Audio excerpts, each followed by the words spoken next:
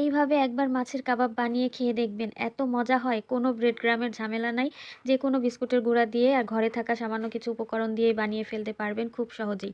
আসসালামু আলাইকুম, আমি রোদসী রোজা। কেমন আছেন সবাই? আশা করি অনেক অনেক ভালো আছেন। মাছের কাবাব বানানোর জন্য এখানে ৬ পিস সিলভার কাপ মাছ নিয়েছি।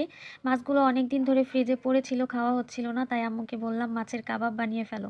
এখানে হলুদের গুঁড়া, লবণ আর লেবুর রস দিয়ে মাছগুলোকে সিদ্ধ করে নিতে হবে। মাছগুলো ভালো করে সিদ্ধ করে একটা প্লেটে উঠিয়ে নিয়েছি।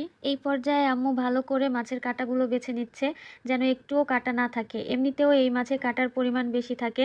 আপনারা যেই মাছে কাঁটা কম থাকে সেই মাছ দিয়েও বানিয়ে নিতে পারেন। সবগুলো মাছের কাঁটা ছাড়ানো হয়ে গেছে। এবার চুলায় একটি কড়াই বসিয়ে এতে সরষের তেল গরম করে এর মধ্যে দিয়ে দিয়েছে কতগুলো পেঁয়াজ কুচি। পেঁয়াজটা একটু নরম হয়ে গেলে এর মধ্যে দিয়ে দিল সামান্য একটু আদা রসুন বাটা।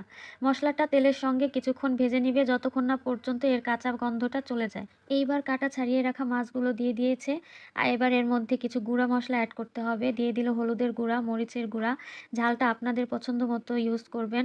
আর দিয়ে দিয়েছে ধনিয়া গুঁড়া, গরম মশলার গুঁড়া। এইবার সবকিছু নেড়ে চেড়ে মিশাই নিয়ে আগে থেকে সিদ্ধ করে ম্যাশ করে রাখা 2টা আলু এর মধ্যে দিয়ে দিয়েছে। এখন সবকিছু একবার মিশাই নিয়ে এইভাবেই নেড়ে চেড়ে কিছু সময় ভালো করে রান্না করে নিবে। নামানোর আগে দিয়ে দিল কতগুলো কাঁচামরিচ কুচি। ধনিয়া পাতা থাকলে ভালো হতো, কিন্তু ছিল না। আপনাদের হাতের কাছে থাকলে কুচি করে দিয়ে দিবেন, ফ্লেভারটা আরো ভালো আসবে। এবার একটা প্লেটে উঠিয়ে মিশ্রণটাকে ঠান্ডা করে নিয়েছে। এই পর্যায়ে এর মধ্যে দিয়ে দিল লবণ, একটা ডিম ফাটিয়ে রেখেছিল তার অর্ধেক এর মধ্যে দিয়ে দিয়েছে, আর বাইন্ডিং এর জন্য দিয়েছে বিস্কুটের গুঁড়া। এবার হাতের সাহায্যে সবকিছু ভালো করে মেখে নিচ্ছে। আমাদের মিশ্রণটা এই পর্যায়ে নরম নরম মনে হচ্ছিল, এই জন্য আরও 1 চামচ কর্নফ্লাওয়ার দিয়ে ভালো করে মেখে নিচ্ছে। আপনারা চাইলে শুধু বিস্কুটের গুঁড়া বা শুধু কর্নফ্লাওয়ার দিয়েও কাবাবটা তৈরি করে নিতে পারেন। মাখানো হয়ে গেলে 2 হাত পরিষ্কার করে ধুয়ে নিয়ে হাতে একটু তেল লাগিয়ে নিয়েছে। এবার একটু মিশ্রণ নিয়ে হাতের তালুর সাহায্যে গোল করে হালকা একটু চাপ দিয়ে কাবাবের শেপ দিয়ে নিচ্ছে। আরও একটা বানিয়ে নিচ্ছে, ঠিক সেম ভাবে সবগুলো কাবাব বানিয়ে নিবে। এই পর্যায়ে ডিপ ফ্রিজে সংরক্ষণ করে রাখতে পারেন। আমাদের এখানে মোট 15টি কাবাব হয়েছে, আমরা এখনই ভেজে নিব। এখানে তেল গরম করে নিয়ে একে একে কাবাবগুলো ছেড়ে দিয়েছি। এটা অল্প তেলেও ভেজে নেওয়া যায়, কিন্তু আমাদের তেলটা বেশি পড়ে গিয়েছিল। আপনারা চাইলে অল্প তেলেও ভেজে নিতে পারেন। আরেকটা কথা বলে নিচ্ছি, আমরা এখানে রাইস ব্র্যান্ড অয়েল ইউজ করেছি। আপনারা আপনাদের রান্নার তেলটাই ব্যবহার করতে পারেন।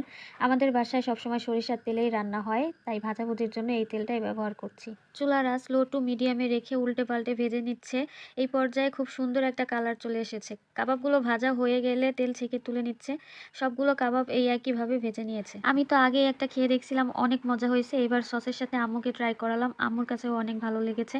আমিও এবার সস দিয়ে খাচ্ছিলাম। আপনারাও এইভাবে বাসায় ট্রাই করে দেখবেন, আর ভিডিওটা কেমন লাগলো কমেন্ট করে জানাবেন। Thanks for watching. আল্লাহ হাফেজ।